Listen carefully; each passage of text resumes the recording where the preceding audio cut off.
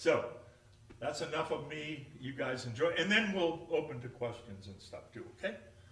Okay. You want to start, Chantay? Sure. No pressure. So y'all know my back history, I'm sure. And yeah, it's interesting. Rich and I were having a conversation shortly before the program started about just what he said. You know, what does the Center for Wellness do? And I said, it's so funny because we think we do a pretty good job with advertising and promotion and events, and we try to be at most of the local events during the summer and providing support in a variety of ways. But, you know, unless you've encountered a mental health challenge yourself or know someone who has, or possibly a substance use disorder, you probably really don't know what we do. So Rich encourages us to speak about that today. So let's tell you a little bit about the Center for Wellness. We actually started in 1963 when the federal act passed to require all counties throughout the nation to stand up a community mental health program. And back then, a psychiatrist and a nurse started the program. And since then, it's had about a bazillion, well, it feels like a bazillion, directors, and it's looked different and locations over time. We've had some pretty spicy people running the Center for Wellness at one time or another, and then it finally kind of leveled out with Tom Uchitson, and he was the one who actually turned the Center for Wellness into a private nonprofit in 1995. And at that time, we still were under what was called a local mental health authority that was here in Wallowa County. That no longer exists. That was let go by the county commissioners in 2019, I believe. And so we, as the Center for Wellness, we are directly contracted now with the state of Oregon and the Oregon Health Authority to provide these services to the folks of Wallowa County. So what services are those? Well, we have 17 different programs in 5 locations. We are located in all 4 school districts, actually 5. So we do Joseph, Enterprise, Wallowa, Troy, and our alt ed school as well. So we're in all the school districts. We serve about 1,000 unduplicated people a year, and we provide about 20,000 services a year for those 1,000 unduplicated people. We employ about 105 folks.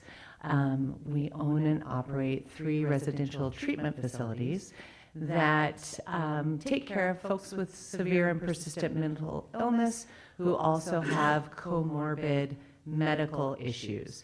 And we are tied very tightly to Winding Waters, especially with that population of people, because most of our folks are shared patients with Winding Waters, which makes collaboration on the care of those acute instances very, very possible. Let's see, what else do we do? We volunteer at Chief Joseph Day's summer camps. We do Watershed. We do lots of stuff with kids in the community all year. It's kind of our clinicians feel like it's kind of a fun outlet for them to get to connect with kids and younger adults in ways that we don't normally get to. So that's kind of fun to do that outreach. And we also have a very robust substance use disorder program. We actually own the Park Street apartments that are designed for older adults and peoples with disabilities, as well as we own the Goddard building that used to be the old Wheatland Insurance building. And for those of you that have been here as long as I have, that used to be a cafe that my dad would take me to on Saturdays after gymnastics when I was about 8 years old. And we'd sit at the little bar table there and have breakfast in the morning. So that's what I remember that building as. But now it is a secondary location for offices for us, as well as we have 8 apartment units on top for the folks that we serve as well. And so we're kind of in lots of different places. We also have 8 transitional housing units. What does that mean? That means it can be for anyone that's struggling with housing, going into or coming out of recovery, and they may need kind of a soft place to land. And 2 of those units are also for staff. So as you know, housing here is a hot topic, and we've tried to procure some housing for staff who may be visiting. And I spoke about this a little bit in Lostine, but we've had a lot of clinicians leave the community mental health program, primary care, the hospital, because they're burnt out, they're tired, they don't want to work crisis anymore. They want to be in private practice or do something totally different. So we have a temp agency that has been filling some much needed positions and offering to share the burden from our crisis workers. So we put some of those folks up in those 2 units, as well as we rent a house up by the airport, and we put our folks up there as well. So we have our fingers in lots and lots of different things, but thinking about a person's social determinants of health, what makes up a person's good overall health and well-being, and housing is definitely at the top of that list, as well as food security and good services and access to healthcare in all shapes and forms of it. So we're really happy to be in constant partnership with Dan and Nick and really talk about those things on more of a global or at least a county level, right? So that's about it, I think. Thank you. Okay. Good afternoon, everybody. So, as Rich mentioned, I've been here about a year and a half. And after I first came, been here maybe a month or 2, Rich asked me to come and speak at one of these Tuesday lunch sessions. And I got to say, comparing that experience to this experience, I see so many more familiar, friendly faces. And, not that you weren't familiar and friendly back then, but less familiar. And so it's great to be in the community and have chances to interact with many of you on a regular basis. I want to call out Nick Lundy, who's our chair of our board for the Wallowa County Healthcare District, and I appreciate his service. He's been on the board for quite a few years, and I'd say his fingerprints are all over our organization, and appreciate him a lot. So I use the term healthcare district. Let me just define that for you briefly. Think of it as kind of like a school district, where there's an elected board that has to come from members within the county boundaries, and we have 5 board members that are elected on a 4-year term cycle. And one of the reasons is one of the benefits of a health district is it can have a taxing base. So we get approximately about $1 million a year towards our operation from the property tax base that we have, the tax levy. It's a permanent levy that's there year after year, which I do want to thank all of our citizens of Wallowa County for supporting that tax base. It makes a difference between a positive financial margin most years versus a negative financial margin. So it really is important to have and maintain that tax base. So in addition to a health district, let me back up. The health district basically, think of it as an umbrella. And within that health district, there's several components, the hospital being probably the biggest and the most visible. So the hospital is part of that health district. We have 4 clinics that are part of that health district. Wallowa, 2 in Enterprise, and 1 in Joseph. The ambulance service for the county, the MS, is an entity that's part of that health district. Physical therapy, occupational therapy, speech therapy, although they have a component in the hospital. Most of their work is outside the hospital in the clinics. And so the health district encompasses many different pieces. It also owns the assisted living facility that's on our campus. We have an outside contract to manage it, so we don't run and operate it, but we own the building and the programs that are there as part of that. We have 240 employees. I don't know how that ranks as far as the biggest in the county, but I think it's pretty close to the top, if not the largest employer. And there's a study done by the Hospital Association recently where they looked at all the hospitals in the state, and they hired a company to do an economic analysis of how each hospital impacts their communities. And by their numbers, the impact that we have as a hospital and district here is about a $53 million a year impact economically on the community, which is pretty cool. So you look at our employees, the salaries that they make, the money they spend in the community, their spouses, and the jobs that they might have and contribute to the community, and just the trickle down effect of that.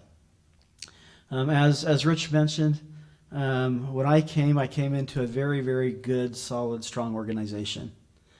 And so my pressure is to not let that backslide, to keep that going and keep it strong. So there's quite a few things that we're working on and doing. So in addition to the services that I already mentioned, we have dozens of professions within an organization like ours, and they're different professionals. I mean, different training, lots of things. So when people look at healthcare as a career, I say there's so many different things you could do in healthcare. You think of doctors and nurses, but there's physical therapists, there's occupational therapists, there's respiratory therapists, there's imaging technicians, there's community health workers. We also have a couple of licensed clinical social workers. So we have a small component of mental health that complements the work that Chantay's group does. We have ambulance people, we have paramedics, EMTs, and it just goes on as far as the number of professions that we have. And they all come together with one purpose, and that's to serve the community. And many of them are from here or have come back here after growing up here. And I tell you what, they love our patients. Now, we have a philosophy of we don't want you to get sick and need the hospital, but when you do, we want you to use us and come to us and use our services. So for me, one of the things I think about a lot is how do we not only maintain but continue to gain your trust in the services that we offer. Because I grew up originally from Boise, but most of my grade school and junior and high school years were in Wyoming, a small town in Wyoming. And there's just this mentality that bigger is better. That if I drive to the bigger hospitals, I'm going to get better care. And so I've told the story and shared it with others that my own mother chose a hospital 3 hours away to give birth to my youngest brother because she didn't trust the hospital 15 miles away. And that hospital, she'd never used it. She didn't know whether it was a good hospital or a bad hospital. Just had this perception that bigger is better. So I feel like we have to be even better than the big hospitals so that you as our community know that you can trust us, that you're going to get good care. We may not provide every subspecialty service that you can get at a large hospital. So often we are transferring patients to that higher level of care if they have services that we can't provide here. But what we do here, we want to do it as good or better than anybody else does. And Rich also mentioned the first part of my career, I worked in large hospitals. I spent 20 years between a big Catholic hospital in Fresno, California, and Salem Hospital in Salem, Oregon, which is a 450-bed hospital. And most of those years, I was a director of quality and patient safety. So I know what it takes to have a quality hospital. And I've seen that the big hospitals, for as big and mighty as they are, their quality is not any better than the quality that can be provided at small hospitals. Again, there might be a difference in the services that are offered, but the care itself, the quality, the competence, the training is as good or better than anywhere. And I'm super proud of the people that I work with that are part of the organization that do that.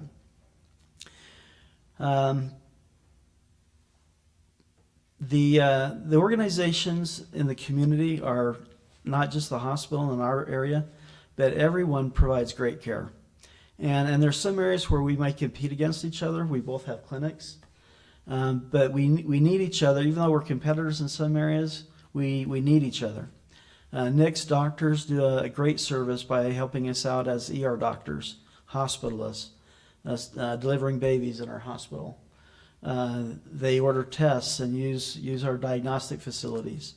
And so we depend heavily on Nick's group and the others in the community to help us survive.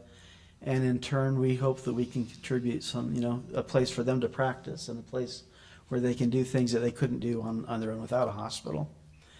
Talking about OB for just a minute, we deliver about 50 babies a year, and 40 to 50. And a lot of our services, like labor and delivery, like the ER, are basically standby services.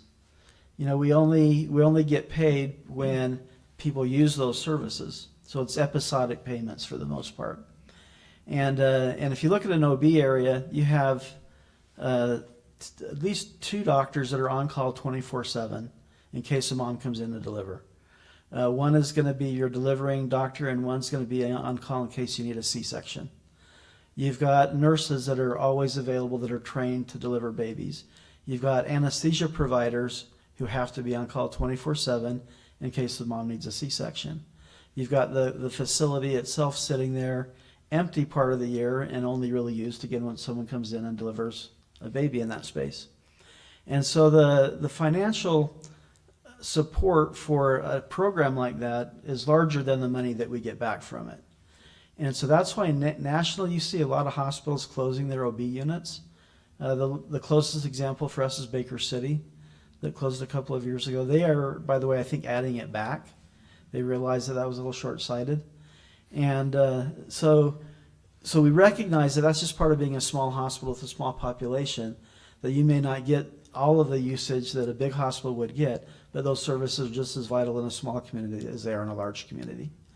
And so we as an organization, we're very committed to our OB program, the ER, all of these services that are so vital to our community. And we're always looking for how can we add more specialty services so that people don't have to drive.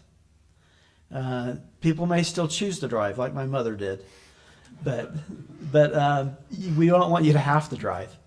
And then I mentioned that, in the Lastine meeting, that we've got a meeting coming up. We're going to be talking to our board about how can we add cardiology, a more robust cardiology service to the hospital, because that's typically something that's really only available in the bigger hospitals most of the time. And so we're looking at those kind of things. We added a podiatrist back in the fall. Dr. Jackson Law is now part of the community and seeing patients on a regular basis and doing a really good job. We are in discussions with the dermatology nurse practitioner that works in LeGrand to come up here a couple of days a month and work out of our clinics to provide some more local care. Oncology, we have an oncologist that's been coming from LeGrand for years, Dr. Bronstein. He's retiring in June, and so we've been trying to find another individual to come without much success, but we're going to still provide the service through telemedicine with the group. So we'll still be able to do the chemotherapy and the infusions here locally, and people not have to drive for that. We had a meeting this morning where we reviewed the results of what we call the Community Health Needs Assessment, which was a joint report that we all collaborated on. And it was interesting how our incidences of cancer within our community are not necessarily higher than other communities in Oregon, but our death rate is higher from cancer. And as we drill down on that a little bit, I think what we recognize is we need to do a better job of screening and catching these cancers earlier so that they can be treated. And then one of the other challenges that we have is, even though we provide chemotherapy here, we don't have a radiation program.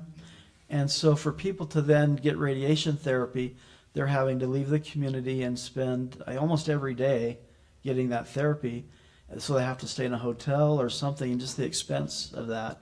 And so we don't know, is that partly what contributes to our higher death rate, is later recognition and treatment, but then maybe somebody not getting the full treatment because they can't afford to drive and be gone that long. So those are hard problems to solve, but the more that we can contribute to the health of the community and give people local options, that's really what we're all about, and wanting to make sure we got great care here. So, your turn. Great. Thank you. Good. So, Winding Waters Clinic has built on a long legacy of primary care in Wallowa County. I'm very conscious, some of you probably know better than I do, the history from the 60s and 70s, but my understanding is, starting with Dr. Harley Schultz back in the 60s as a solo practitioner, Dr. Lowell Ewis joined him in the early 70s, and they formed Winding Waters Clinic, and then it was a private practice, a primary care practice for decades, where the docs worked in the clinic, worked in the hospital, delivered babies, worked in the ER. That tradition of family medicine is what helps us recruit really smart and capable people. Is that it's a big job, right? And only the people who are the most motivated to come here and do the work and be a part of the community are going to succeed with that. And I think it's a key piece of the partnership with the hospital, and we're stronger together. It got harder and harder to operate a private primary care practice, and the physician owners were basically doing what they had to make payroll and then taking home less and less, and it was not sustainable. And so in 2013 we established a nonprofit. In 2014 we applied for what's called Federally Qualified Health Center status, FQHC status. We had become an RHC back in 2007, but that didn't increase our sort of earnings enough to keep the clinic sustainable. And even as an RHC, the clinic providers saw a lot of need in the community that we couldn't address, right? They could take care of medical concerns, and they couldn't help with pharmaceuticals, they couldn't help with dental, they couldn't help with some of the other gaps that we saw in care.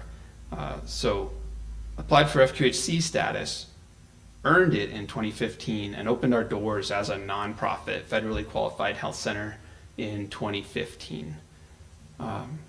So from there, we've been on quite a tear, and at that time I think we had 27 employees, about a $2.7 million budget. I was a volunteer helping out to keep my wife's practice in business where I could. That's how I slowly got roped in. Can you fix this computer? Can you help with these, financial accounts? Can you help run the place? And I will say Angie is here. Angie's on our board of directors, long-serving board member. So we've had a great community board of directors. Nils was on our board in the past. Just raise your hand, don't let me forget you if you're here. Anybody else. But we've benefited from that board of directors, their advice and perspective about our community all these years.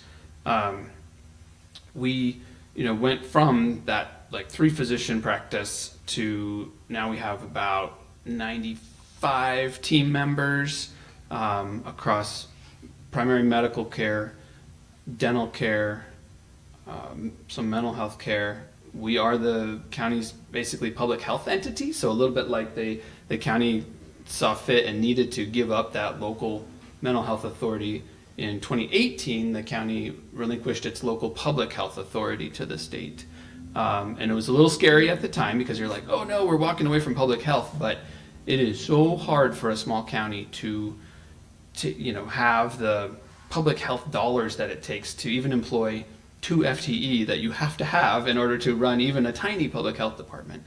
So that's been an interesting addition to our work, where we contract directly with the OHA to provide local public health services for handling school immunizations and making sure if there's an infectious disease outbreak, we follow up on it and can treat the disease, can make sure it's not spreading. During COVID, we did a lot of that. I would reassure people, oh no, we're doing this. The local people who know and care the state isn't going to just send somebody, because that was one of the requests, you know, oh, do you need us to send people? And I'm saying, please don't send people. We got this. We got this. We can take care of our own. And then, you know, access to dental care, especially for Medicaid covered people on the Oregon Health Plan, had continued to get worse and worse. And so like the docs at the clinic back in the day would say, you need to go see the dentist. And people would say, I can't afford it, or they don't take my coverage, or it's just too hard. And we've been able to work with the CCO, the Coordinated Care Organization, to build and sustain a dental program that is accessible to all, and especially serves those Medicaid covered folks that, you know, it's so hard for a private dentist to accept that coverage because it pays terribly. As an FQHC, we get enhanced reimbursements for taking care of those folks, so we can make it sustainable. I think that's been a key piece of like dropping ER rates for dental pain, and it's really helped a lot of kids do better in school because they're not suffering and struggling. It's been a real important piece of the care model that looks at the whole person, right? So we say we're doing that whole person care. What else stands out? I do want you to know we're a federally qualified health center. That doesn't mean we're a federally funded health center. So we and you know, given current events, we are concerned about some of our federal grant funding. It still makes up less than 10% of our overall funding. We have a base grant that's about 5-ish%, and then we have some additional funding for shorter term projects that's another about 4%. And so far those grants look solid, it looks stable, it fits in with some of the administration's goals of sort of prevention and treatment of chronic disease in the community instead of the terrible acute things that happen if those diseases aren't treated. So, and we're still waiting to see, right? That's sort of we all have a big question mark about, okay, who's going to have Medicaid coverage next year, and will federal grants continue, or will they be rescinded?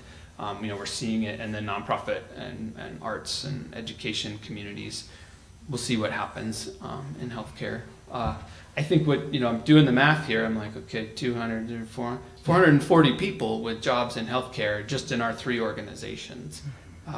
It's a really important part of taking care of people in our community for their healthcare and also for their jobs, for their personal income and stability. So I know we're all doing what we can to hold the pieces together and advocate for those resources to continue to come to our community. It's really important.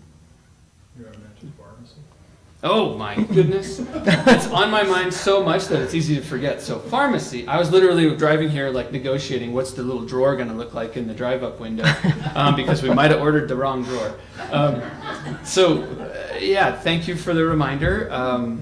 In our Wallowa clinic, our pharmacy opened in our Wallowa clinic about 18 months ago, and it's been a real success. I think we've all seen the lines at Safeway get shorter. We really appreciate our colleagues at the Safeway store.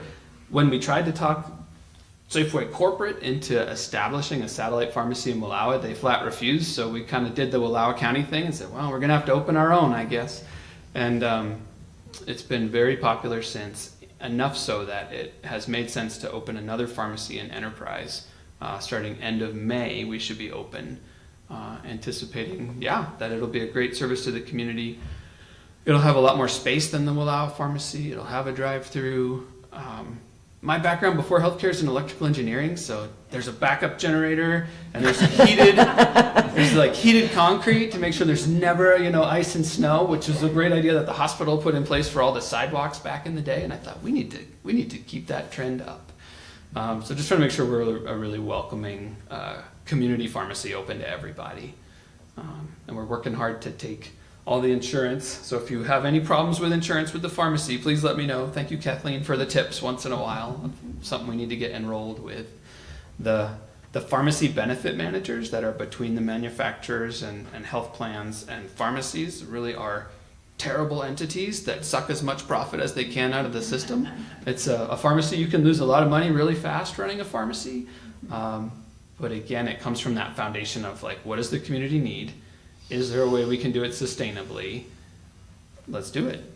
Or is there a partner who can do it? And like, Great, hire a podiatrist. That's amazing. Or get a cardiac cath lab services in the hospital would be amazing. So I think you see kind of the three-legged stool of at least the core healthcare services here. It's pretty amazing what we all as a community have been able to build. And we're working hard, all of us, to sustain it. Anything else I need to remember? Okay. Well, we'll open it up to questions, and the request is for you to repeat the question before you answer it. So, Okay. Because sometimes the voices aren't strong. Go ahead. I was wondering if collectively you could identify any major needs that are unmet needs or gaps in services. I'm thinking elder care, geriatric care perhaps, in-home care. No. I know the Triple H clinic was very popular and busy with a functional medicine staff. We don't have that. I don't believe anyone's really providing that. So any other unmet needs that are out there that you really think we've got to figure out, or some nice to haves that are out there that we could take advantage of? No. I'll take a start at that, and then you guys can weigh in. So the question was, are there any unmet needs that we need to be thinking about as far as healthcare in the community? I'd say there's several. We do have a home care program, as does Blinding Waters, so we have nurses that go into the home. So that's partially met. What we don't have is the hospice side of that, which would be a huge benefit for the community if we could add the hospice service. So that's one piece that I see is missing there. Some of the senior services, we do have the assisted living that's on our campus, but we don't really have a full spectrum of elder care throughout the community. Chantay and I were talking the other day about a mental health program for geriatrics. Something that we might be able to bring into the community a little bit more. So those are a couple things that come immediately to my mind. Others that come to yours? Yeah, I was going to talk a little bit about the older adult behavioral health challenges that we face as an organization. Just in terms of how we are reimbursed for those services, we end up writing off well over $500,000 a year in serving folks that we cannot bill for. And so when Dan approached me and said, hey, I have an opportunity to do some Medicare groups for older adults, I said, please do, because I think it's really one area that we are falling short here in the community. And so oftentimes, many of you sitting in the audience are my friends from childhood, and I've heard, I just need a warm, friendly face to talk to you for a little bit, and sometimes it's about loneliness, sometimes it's about isolation, and they just are needing folks to reach out, and sometimes groups are really effective in doing that. And so when Dan offered to open that up, because it is more, it's a smarter business model for the hospital to house those services than it is for us, and it makes more sense. And so I said, yes, please do, because I think it's an area that is really underserved in this community. Yeah, and Mike, you mentioned the sort of, I guess what some of our regulators would call alternative and complementary care. So Triple H was great, and it really relied on Dr. Grandy helping to hold the pieces together. And I'll let her speak for herself, but I do know that the system helped to drive her out of providing care sooner than would otherwise have happened, and it's really sad because we're each a little bit we have to be optimistic to do these roles, and we're a little bit idealistic, but we also are practical business people, and so we have to navigate this system that makes it so hard to keep services, to build services. With Dr. Grandy as a medical doctor with that license, okay, we can get reimbursement. We can do billing, get reimbursed for care under that umbrella. When she retired from medicine, we tried for a long time to keep those additional services in-house, and we've had to kind of release or shutter those pieces over time. It's really hurt because I know it really helps people heal, but the payers that we have won't cover acupuncture, or rarely, or they make it difficult, right? It's like, well, if you get a prior authorization and you get this many visits approved and then you do it with this code, maybe it'll be okay. Maybe they'll still deny it. It makes it very challenging to do things that aren't sort of standard medical care. And so I do see a need there. I know those practitioners are all still in the community, the ones that have continued to work, so they're available, but they're not available with our sliding fee scale. They're not as available with the insurance companies paying. And then, I think, we continue to see need also with physical therapy. I think they're just, like, I think about where do we have like delays in getting people into care. And I know you guys are working on that. There's a lot of need and opportunity there. We are all trying really hard to keep up, because I will say we also have more need in just primary care, just enough primary care providers with as many as we have. We're very fortunate as a community to have as many as we do. I think at least the state, when they publish their report, they think we have the most primary care providers per capita.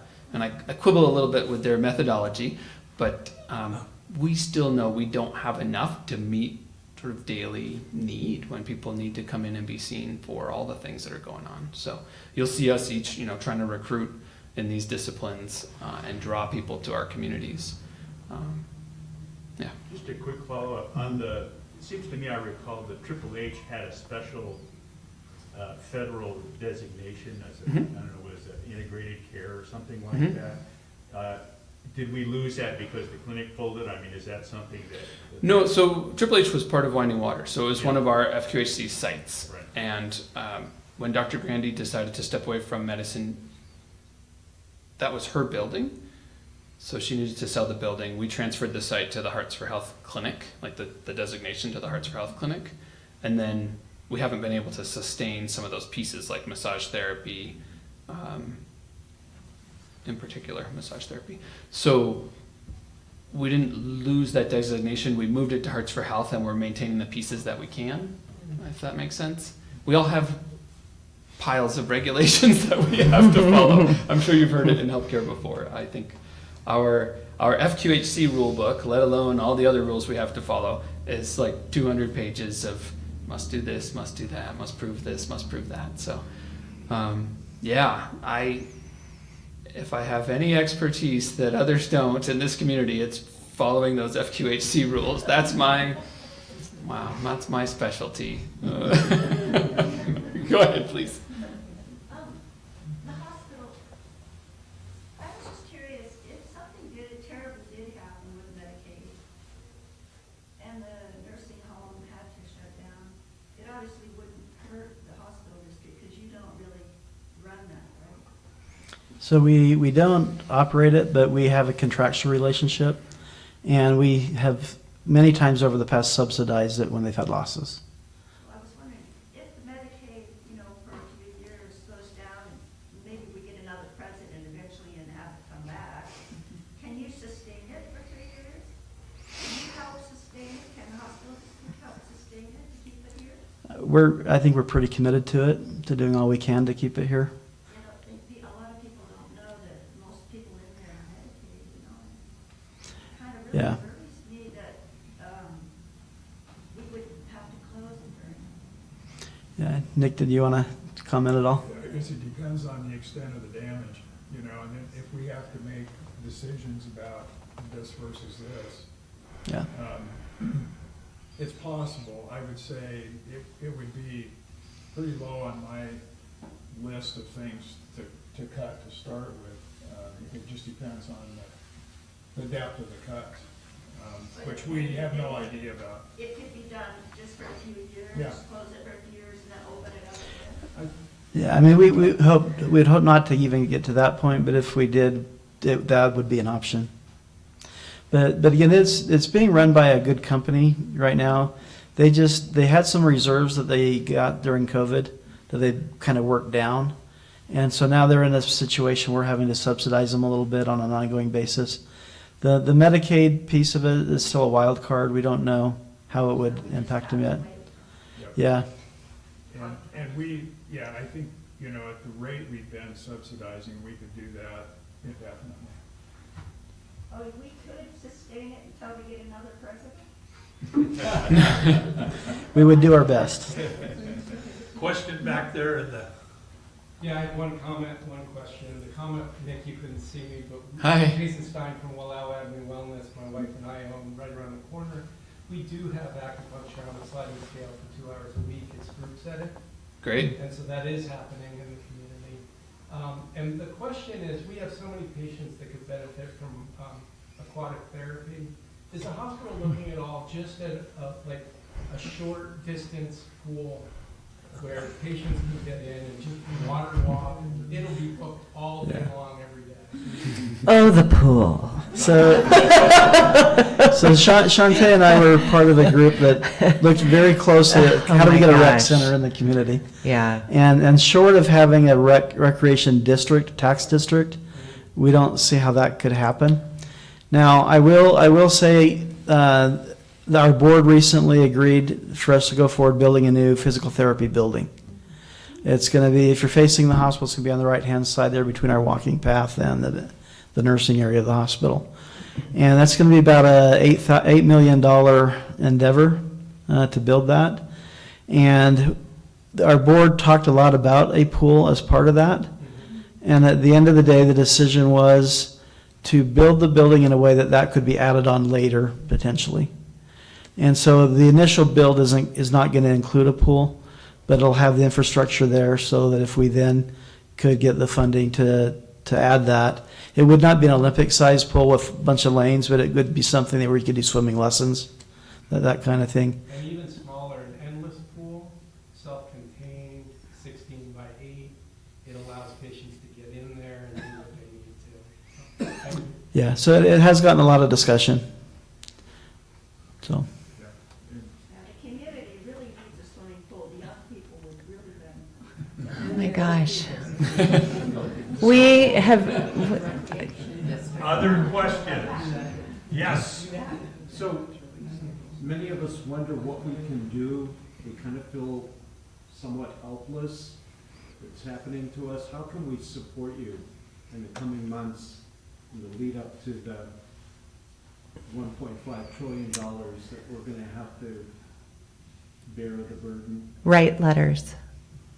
Write letters. It is being talked about right now in every single conference we attend.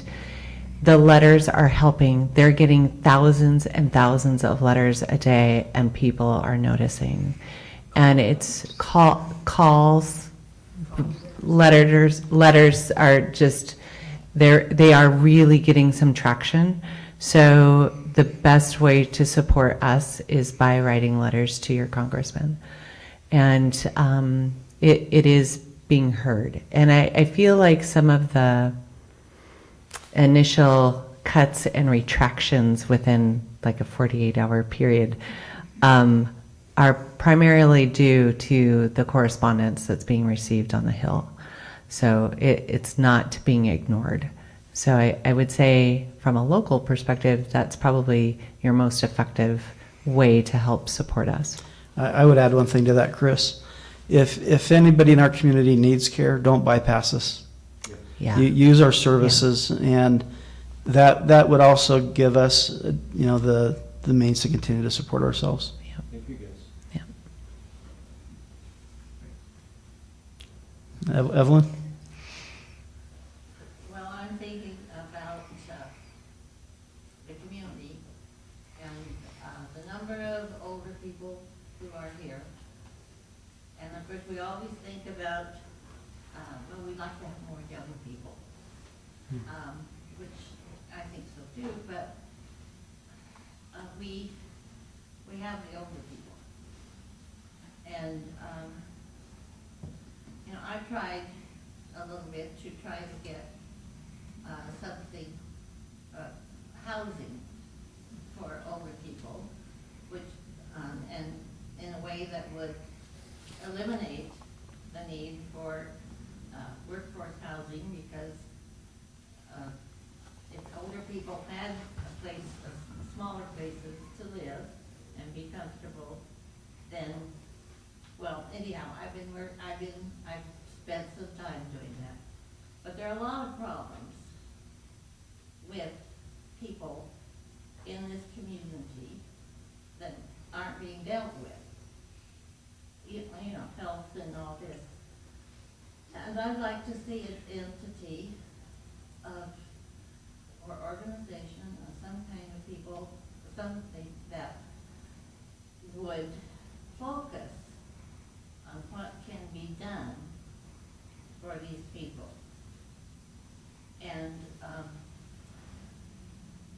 it doesn't have to be something that costs money, that's government money.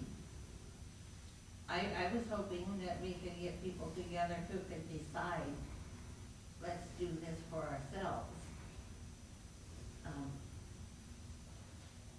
But our, I guess, our ideas just didn't come. And I'm just wondering if there isn't some way to focus on the people that we have here. The question is, it almost sounds like that we're lacking several steps in the assisted living realm. That, you know, in larger areas, they have gradations of assisted living, which we don't have. Is that even feasible in our size community? I don't know if any of us have an answer to that. That's a little bit out of our wheelhouse, I think, for the different organizations that we have. Yeah. The degree that it's a need, I just don't know if any of us have that capacity to take that on. Well, I don't think so either. But health is one thing, and older people have health issues. Housing is one issue that older people have. Recreation, you know, the things that have been brought up here, but there's nothing, if there was some kind of thing to tie it together, it might work. Yeah, definitely a need. Ron? I think at the Lostine meeting, it was either Dan or one of the two Nicks made the observation that there was a strong correlation between rural health care centers that folded and that state's decision to not accept Medicaid funding.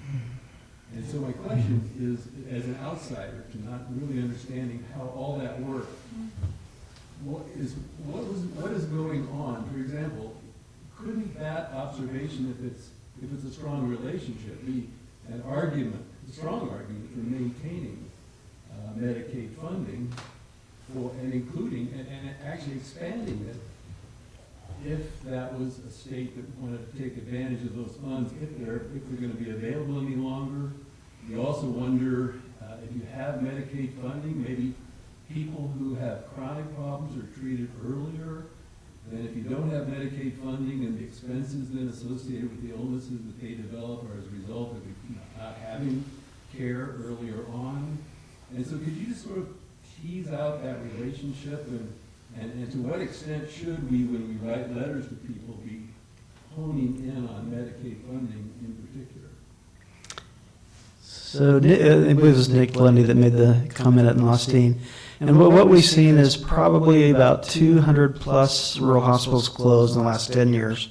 And most of those have been in the southeastern part of the United States, in states that did not expand Medicaid under the ACA. So there was an effort or an option for all states to expand Medicaid and get the federal match from the federal government. And a lot of states did, and those that didn't, they've seen their hospitals struggle the most. Oregon, fortunately, was one of those that did expand Medicaid, and so we benefited from that. You know, there's a lot of trickle down that happens when people don't have access to care. They get sicker, they present, when they do present to the hospital, the resources cost more to take care of them than if they would have got caught earlier and gotten that treatment. And I don't think it's lost on our legislators and federal officials. They see that same data. They know that. I don't know if it's enough for them to change course, but it certainly is brought to their attention and talked about.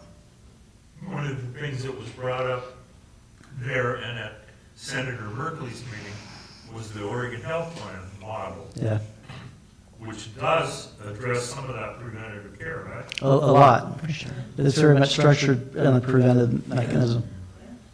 And that, he said there are 14 states now That follow that model. that are following that model. Yeah, and there's financial incentives for keeping people healthy, Mhm. Yeah, you know, Yeah. it makes sense. So this should be something when we write to our legislators, we should. Yeah, I would include that. Yeah. Yeah. yeah. Okay, we got time for one or two more, go ahead. Back to the recreation Great. Was it 3 or 4 years ago when you did the survey? Yeah.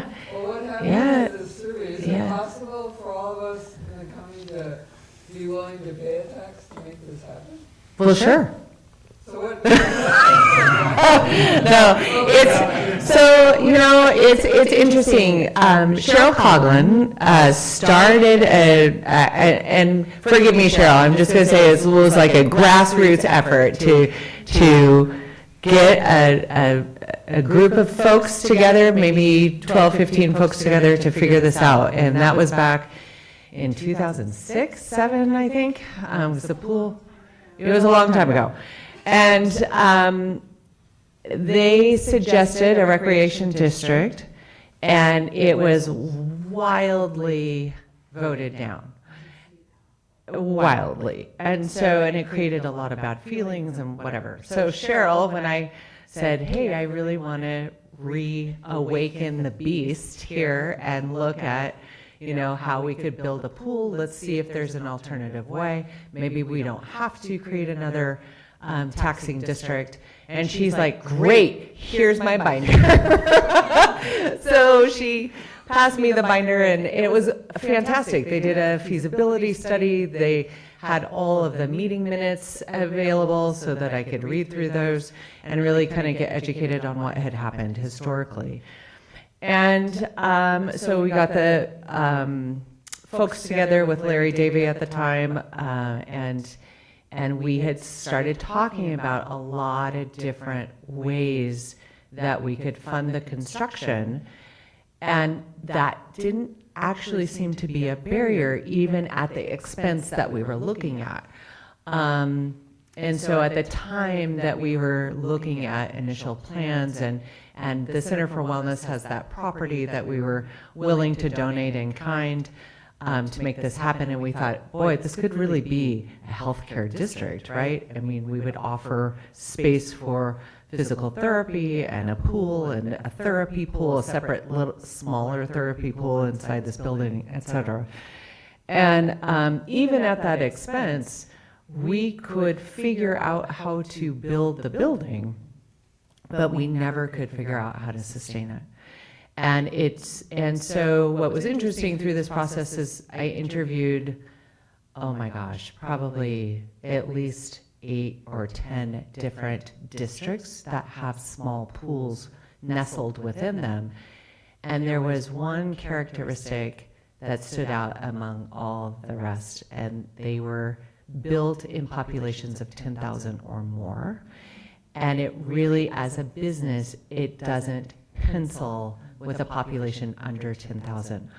And if it was in a community of a population under 10,000, it was combined with 2 other counties and in a corridor where the traffic was back and forth and back and forth, so the pool would get a lot of use, right? So we issued one more statement in the paper to just kind of say that, we don't think it's possible at this time. And I'm always open to talking about the pool because it's a heart passion of mine. You know, and it's interesting if you look at the population, we were talking about this earlier in this discussion, still to this day, the character or the statistic is still the two fastest growing populations in Wallowa County are over 65 and under 17.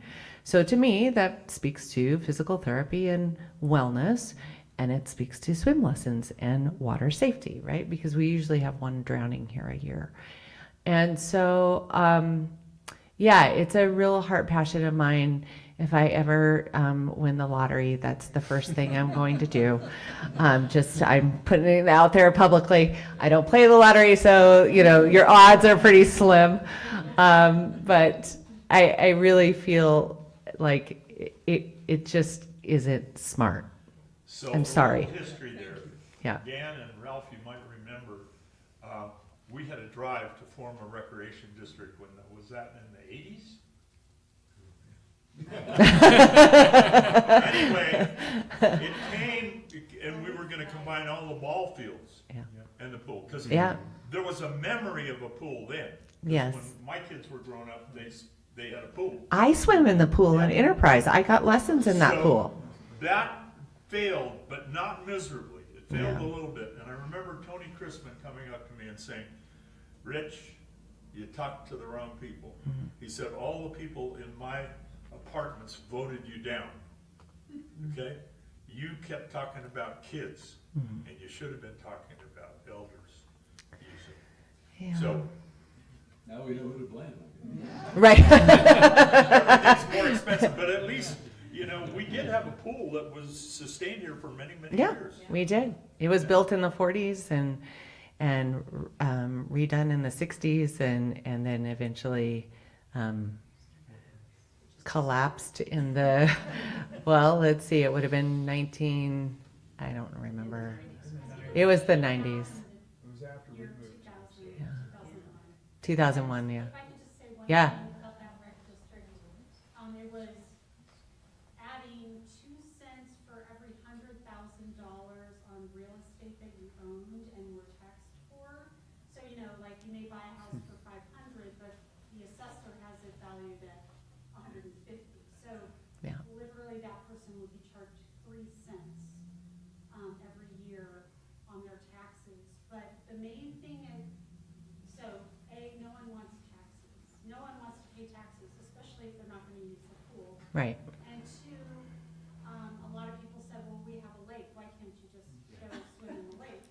And then the other was, someone brought up that when you do a district, that it allows eminent domain, which means we're going to steal all of your land so that we can make 20,000 pools in Wallowa County. So that was the big thing. People thought people were going to come and take their land, which was, you know, obviously not the case. But Yeah. I do think that if people came together and they created a foundation with some kind of, like a foundation, like a kind of a grant sourcing type funding that had some kind of endowment where it could pay out on a yearly basis to take care of the annual maintenance, that would be the most effective way. That way, so it's private. Yeah. I know in LeGrand they did it through the veterans, so just finding some kind of private entity or building its own private entity would help, you know, just having like groups of people that donate. They won't do it. No? No, why Nick just said YMCA and I said they won't do it. That's the first person I call or entity I called. Yeah, it has to be private, like Cheryl says, for sure. And to sustain the LeGrand pool, just to give you an idea, it's $1.5 million a year.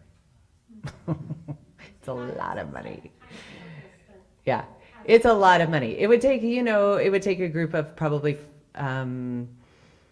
angel investors to create that foundation, as Cheryl is speaking about, in order to sustain something like that. So if any of you know anyone who's well-heeled who would like to start a consortium, then, you know, maybe we could talk about it. But as it sits right now, the population is we just don't have enough people to sustain it here. So, first of all, thank you very much. Yes, Eleanor. So everybody's very worried about what is gonna happen to Medicare and Medicaid, which means they're really worried about you guys and your institutions. And you guys tend to lay low and what do you think you can do to be more communicative about how things are going under this wildly chaotic, current situation we're in?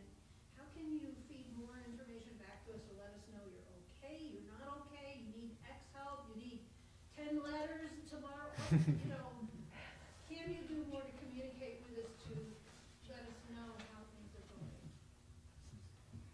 I think this is a great venue for doing things like that, and maybe having us more often so that we can close the loop on some communication would probably be an ideal place for us to gather and for you to hear.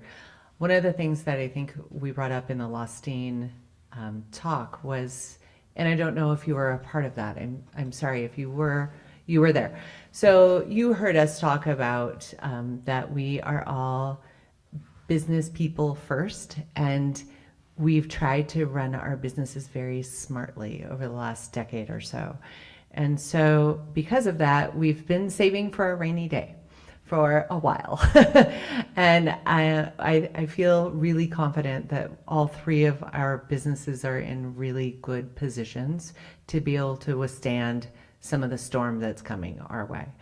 And we don't know what's going to happen. We don't know what this is going to look like. You know, I've seen the proposed menu of cuts. Those cuts are over a 10-year period of time. It would, from the initial look, it would be slow-ish in terms of being able to adjust and pivot to those changes and adjust our business models a little bit as we go. So I'm holding, I'm positive Polly and my family, and I'm holding on to that we're really smart people. We're going to continue to collaborate and coordinate like we do, and we're going to continue our, talking amongst ourselves and how can we best lift each other up and support each other, but also take heart that we've done this well and we feel like we're prepared. So, and I hope that's comforting to you. Can you provide us with a printout of what the cuts are? Or is that just your own personal information? Moving target. It's a moving target. So I just got a new memo this morning.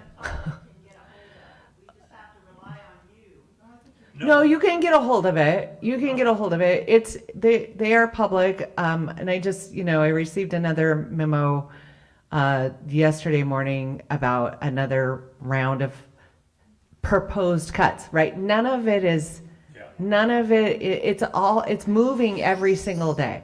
Yeah. And it's so hard to track because, none of it is set in stone right now. So just briefly, I have a 10-page article that I could share. If somebody wants to give me their email, I'll forward that on. But it does change over time. Mr. Lundy did reassure us that we do have some backup if It's true. Yeah. it can sustain us somewhat, right? Yeah, but there's organizations out there that are analyzing the political situation every single day, and they're writing about it and giving updates. And so I do have a fairly recent publication. If you want to write down an email for me, I'm happy to forward that on. So I'm going to have to let you go, but I promise Mike Goss. Mike, is that his first name? I asked him to be on the Main Street panel. Mm-hmm. He said, I'm not going to be here. But when you talk to those medical guys, tell them that they've raised the wages too much in Wallowa County, so why can't get anybody to work? And then we had a little conversation which came to housing and whatnot, and Nell skipped out of here. Yeah. So, and you addressed housing a little bit, and I know the schools have addressed that, and all of these things are tied together They are. in a really, they're just interwoven. And housing is a problem for you too as well, right? Mm-hmm. Yeah. Certainly. So if we have more philanthropists out there who want to rent out half of their house, Evelyn, you could give half of your house to Winding Waters Clinic for their doctors.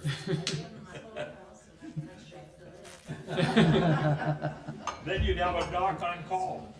Anyway, thank you all very much for coming. In 2 weeks, it's going to be Main Street.